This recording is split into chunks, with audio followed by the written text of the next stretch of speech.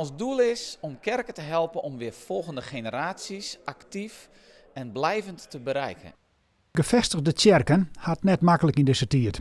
Een protegrieze Holland had geen jeugd meer en dus net een soort takkomst zoen je denken. De Stichting Kerk Overstag, met een nagelnij eigen onderkomen in Griep, wil kerkenmierskippen in Waard-Friesland helpen om de swing er weer in te krijgen. De wind is zo tegen al jaren.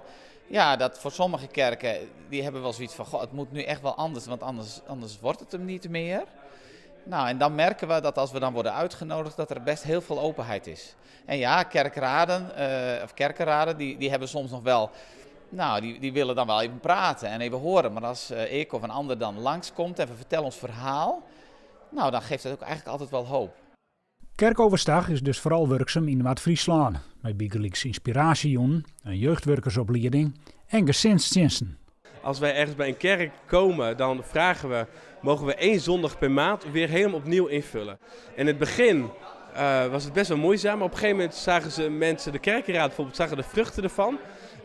Een van de vruchten was bijvoorbeeld dat we van een normale zondag waar 50, 60 man komen, in één keer naar 80, 90 mensen gingen. Nou, dan zien mensen de vruchten ervan en dat is fantastisch. Bij het kerkenvolk is er de hoop dat de jeugd door deze initiatieven waarom komt in het kerkenbaken. Maar dat is makkelijker zijn als dien.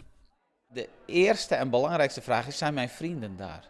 En als hun vrienden er niet zijn, ja, dan kun je trekken wat je wil en het leuk maken wat je wil. Dus je moet bezig zijn met vriendschappen. Dus als je van de jeugdclub of van de categorisatiegroep een echte vriendschapgroep kan maken, dan zeggen we wel eens, dan is de vriendschap met God ook heel dichtbij.